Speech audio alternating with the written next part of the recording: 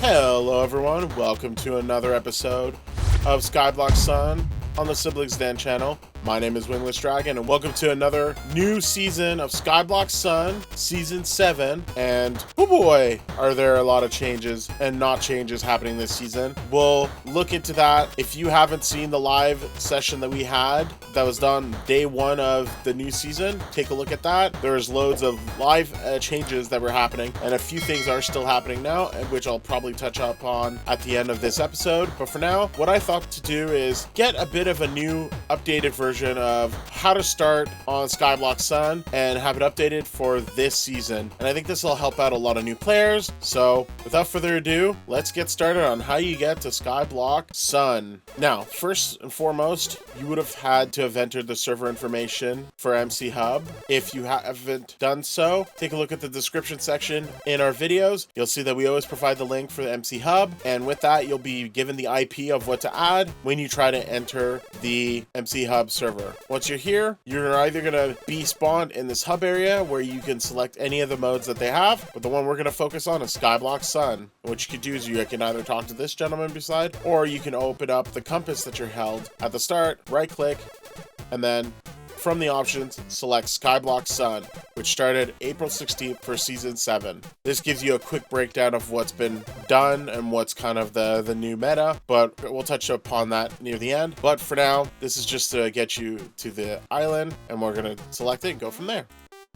Once you've joined for the first time, you'll see that there is all the options at the welcome area of the Skyblock Sun on how to type in what you need for the start of your islands. But if you're not someone who wants to type it out or deal with any of that stuff, it is worth it. But take a look at the 4 items that are there. IS is really, you can create your island without talking to the gentleman behind me. /shop is where you're going to be spending your credits for items that you're going to be needing. View your island control panel is ISCP, but there's also a guy that's going to be on your island that you can help with that. And then /vote is very important, where you can get all the keys that you need to get started and get some additional items and join the vote parties when other people have accumulated more than enough.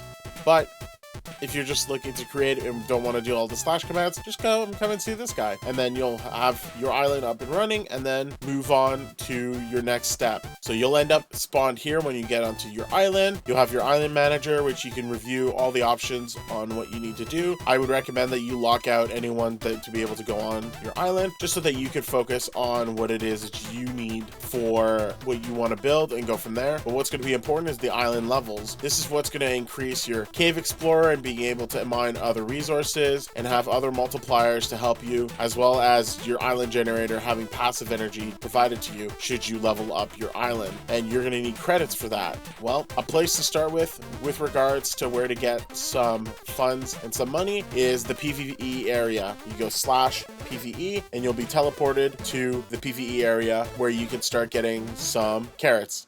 Now, the PvE area, you have to understand that if you die, you drop all of your items that you have on you. So, letting you know that immediately. But what you could do is avoid the enemies and just focus on gathering what it is that you need. But you will have to return here for some quest items to get done, like killing the skeletons. And I'll show you the spawn, because a lot of people mistake getting the skeletons from spawners and not from getting to the PvE. And in the quest itself, it's for PvE. So when you're at the spawn, make your way to the full left, and you'll start seeing that there are carrots that you can gather.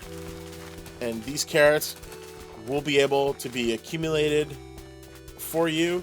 And what helps you with this is that it not only gives you carrots that you can sell for easy money, but also there is a chance where you can get some fuel as well.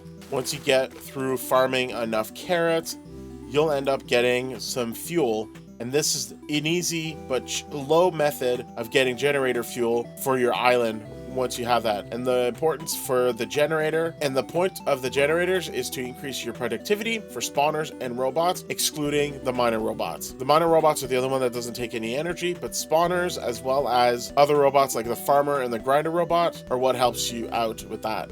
And then what you could do is go back to grabbing carrots into the PvE area, as they'll occasionally spawn over and over again. But again, watch out for enemies these guys can get out of their zones. But we're gonna go right now to the path, continue on the path that we were on before to the left, and then if you continue to the left and see that the path starts waning down, you'll find the area where you have loads of skeletons and zombies when they spawn. And what you need here is the skeletons, not the zombies. Now here's the area you're going to need to be at to get the skeletons up and get your achievements for the quests. And quests are what you can do to get a bit more resources for you. And this is one of the areas that you're going to need to be at for that. You can see there's a lot of people trying to deal with the large amounts of mobs that are here. But if you're geared up well enough, you should be fine for getting and dealing with it. But just be careful. Don't bring with you anything too important, or you're going to end up lunch meat at this point. But be very careful so that you're not getting attacked by too many enemies, especially when you're like me, who's coming in this area without any armor. Don't do what Wingless does. Go in here with armor, and I'll show you how you can get some of your armor, as well as dealing with the quest. Woo! So, with all the carrots in hand, make sure to sell all. You'll end up getting the credit where you can purchase stuff with using /shop. So you can get the building blocks, crops and seeds, spawners, and other items from the shop, which is used with the credits. You can also get other benefits from doing quests. I'm currently at the one where I was indicating where you need to deal with the skeletons. You can deal with them at the PvE area where it was shown. There's other early quests that you can get that have rewards for early robots, which are very useful, like the iron miner robot, the iron farmer robot, and I believe the other one gives you a stone generator that you can add to the generator system. With this, you have simple tasks that you can do at the start. So mining 50 cobblestone, you can use the shop and buy a cobblestone and just mine the same block over and over again. You can get wheat and start a quick farm for wheat and finish that up. Quick tip, you can beat and destroy the grass on your island to get yourself your seeds to start the wheat farm instead of spending any money on what you have immediately. Some of the grass near the cave entry, if you try to destroy them, they won't get destroyed. But if you go into any of the ones that are on your island that are able to be destroyed, not like those, but these, you have a chance that you can get yourself seeds, just like that one, where the wheat seeds can be grown again afterwards. So don't hesitate to just clear the grass up and get some free wheat from that to start your wheat farm. You can make some money by booping a sell one on the Cave Explorer to sell any of the items that you have, but you can also convert the resources from your Cave Explorer to help you get credits for your island levels, and that might be good for early leveling up. So what you can do instead is mine a bit and let the resources get converted to the island credits so that you can get more island levels. Later on, this will be a lot less useful, but for early, this will help you out. Once you have some of the robots, or you purchase them, or you get them from other locations like the auction house by selecting /AH and buying robots from the auction house, you might get a farmer robot, and if you get those, I highly recommend you purchase yourself from the shop, from the crops and seeds section, get yourself cocoa beans. I'll give you a quick example of what a farm with cocoa beans looks like. Depending on the type of robot farmer that you have, you want to set up your cocoa bean farm similar to this so that you maximize the amount of beans that you have and allows for enough growth so that your obsidian farmer can have more than enough resources to farm. So you'll see that we have two farmer robots over here that are obsidian but have a certain amount of range onto them, and this is different for every single robot that you have, and I'll show you where you can get that information. If you select the farmer, you'll see that there's a statistics section where it shows what's on them.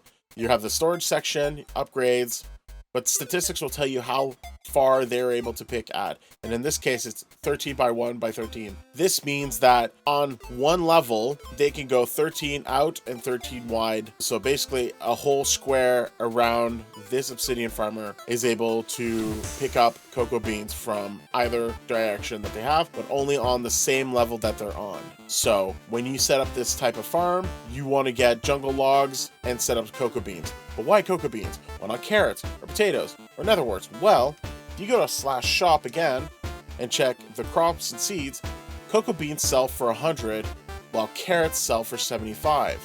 Potatoes are 50, wheats are 75, netherworts are at 80. And if you were going to farm things manually, netherworts might be a method, or carrots at least would be another method because they grow maybe a little bit faster than netherworts. But if you have robots, you want to maximize the amount of money that you can get from those robots, and it's a lot better for them to pick regularly cocoa beans than they are picking carrots or netherworts regularly, because the cocoa beans will accumulate a lot more and it gives you that extra 15 or 20 more credits per cell rather than carrots. So if you're looking to do farming with your robots, then you should do it as a cocoa bean. If you are doing it manually, you could do netherworts. It'll give you 80 per individual cell. However, it can take a while for it to grow back depending on your island's growth rate. Carrots might be the way to go in this regards. While they're slightly less, they grow a lot faster and it might be a lot more productive on that front. And you can get an upgraded farming hoe using green thumb to replant automatically once it's maxed, and use crop drill to end up getting all of the crops in one row picked up easily so that you'll be farming really fast and not have to manually replant everything once you have it enchanted. But that's worth taking a look at. So you've gone through PvE, you've done some farming, you've mined a bit in your cave. The next thing you should take a look at is /skills. You'll notice that if you are doing these actions, you're going to start gaining a few levels in these type of skills. And what happens here is that you're able to unlock secondary abilities by right-clicking in the air or right-clicking on certain items, depending on the ability. And these will help you enhance or even increase the amount of stuff that you can get. But every time you claim any of these, you'll end up getting a bit of shards, a bit more additional credits, and some of the abilities, and even sometimes a legendary key or a rare key as things go on. So if you're looking for any quick keys, quick abilities, quick items to do, don't hesitate to take a look at the skills. Also, as mentioned earlier, don't hesitate to do /vote. If you select this, you'll be provided the links to go to and vote. If you are a Bedrock player, make sure that there's the star in front of your name when doing the voting. And for everyone, make sure that you are using the exact name that is related to your account on the server so that you are able to get those vote keys. And once you voted at least once, if there's a vote party that triggers that everyone has voted, you get additional keys so long as you're on the server. All these will give you a chance to gain a lot of items, and especially from vote keys, there is always a chance to get extra ranks and extra items that you can have on it. With all these resources that you gather, you can make sure to enchant your items as well. As mentioned, you can enchant your farming hoe to do better cropping with green thumb and crop drill. You can gather shards from attacking blazes or any other spawns or enemies by adding souls onto your sword. If you're doing PvP and PvE exclusively for the bosses, you might want to do extra damage using an axe, and then you can add extra protection on this. But you can get your extra armors as well by doing /kit, which is another area that you will have depending on the rank that you're at. Note that everyone has access to the member ranks and kits, and you can select this every 30 minutes. So if you accidentally lose your items in PvE, you at least have a chance to get some base items back should you need to. What's good is that if you unlock any of the ranks, each of these kits will also give you a pouch to get you a bit more resources as well. And so you should be able to access these should you have a rank. And you can get a free rank from the MCHub Discord channel. You can sync it and get a free epic rank. If you're looking for any higher ranks than that, I have an exclusive video on my channel regarding how to get free coins, which is the exclusive currency on this server, as well as other ranks that you can purchase for free. Take a look at that as well as any of the previous videos giving you any specific highlights. There's a nice playlist for you guys to take a look at. Easy peasy to look through what's been organized and created for you guys to get a bit of a legs up. Lastly, learn to use the auction house. there is lots of items here that you can purchase, but you can also see kind of how the market is going with different items and stuff that you can do. So let's just say you've been grinding for lots of shards and you're looking for a spawner. Go to auction house, take a look what spawners are available here. Instead of asking for it in the chat, you'll most likely get a lot of options here. There are other things like robots that have various prices, and usually the ones that are the least needed are on sale, but you get some good deals sometimes where people are just looking to get rid of their robots and they're just trying to move ahead real quick. So if you see this and you see one that's worth it, go for it. You can also even purchase a mystic rank instead of buying it with gold coins. And so if you've grinded enough, you could already, for 80,000 shards right here, someone can become a mystic rank. And sometimes they'll put bigger ones as well, like Overlord. But there are loads of different options and items that you can get, as well as you selling those items yourself. If you're a Bedrock player, there is a command that's /auction help that'll give you the description of what you need to do to sell by just typing and writing the information out instead of the UI, which can sometimes not work. But for everyone else, you can go to auction house, select the auction item, and then shift click what you want in there to sell. Or maybe you want a key to sell, or maybe the wheat. Obviously sell items that are guaranteed to be sold. Maybe don't put the prices too high, but again, look at what's offered on the auction house and then go from there to give you an idea of how you want to sell it. Quickly or slowly, it's up to you. Here's a quick breakdown of what I've discussed. You'll spawn into the hub section once you've gotten on the server, and you'll be able to begin by right-clicking on the compass to then go to the Skyblock Sun. Once you've selected it, you'll be able to create your island by either doing /is or by talking to the NPC that's in the area where you spawn for the first time. Getting quick money, you can get it from PvE, as well as dealing with some of the quests from PvE as well. But you can also grab some of the grass and cobblestone either from shop or from the island to deal with some of the early quests to be able to get you some early robots like miners and farmers and grinders, stuff like that. If you've got a farmer robot, I highly recommend that you get a farming cocoa bean farm going up, and then making sure that if you're doing anything manually, that you're upping your gear with the enchantments and then getting the extra cash from the work that you've done from the skills section by doing /skills. So /enchant for enchantment, /skills for skills, and then don't hesitate to take a look at what's on the auction house for any spare items. I think that's a good cover of all the stuff that's going on. And one thing that I wanted to bring up as well is what's going on with season 7 of Skyblock Sun. Well,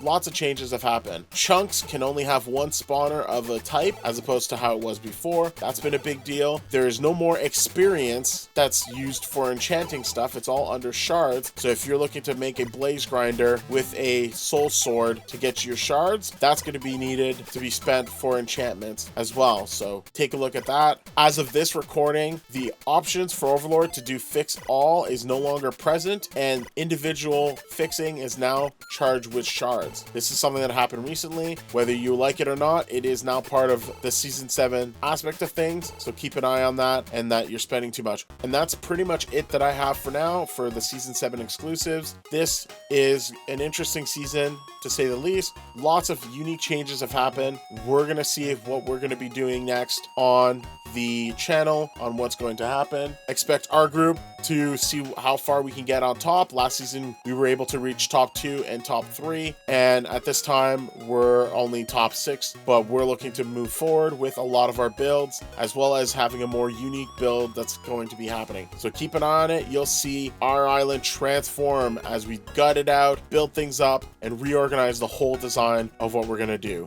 If you're looking for any more ideas, don't hesitate to take a look at the videos. We have lots of exclusive stuff. You can join by subscribing, liking the videos if you like them, and also join the Discord channel where you can get all exclusive information from the group, the community that's there, and just have a good time and chat as well. That's all I've got for you. Thank you very much, everyone. I hope this helps a lot of new players, because these are a lot of things that were coming up on the chat and from new players, which they just don't have an idea of where to really begin or where to look into. And I hope this gives a bit of a help for those that are trying to look to start on Skyblock Sun. And so I hope you have loads of fun. Don't hesitate to reach out if we're online, whether it's team members on mine or on the Discord channel, and we'll be glad to help you out. Have yourselves a wonderful day. Thank you very much for joining me. Have a good one.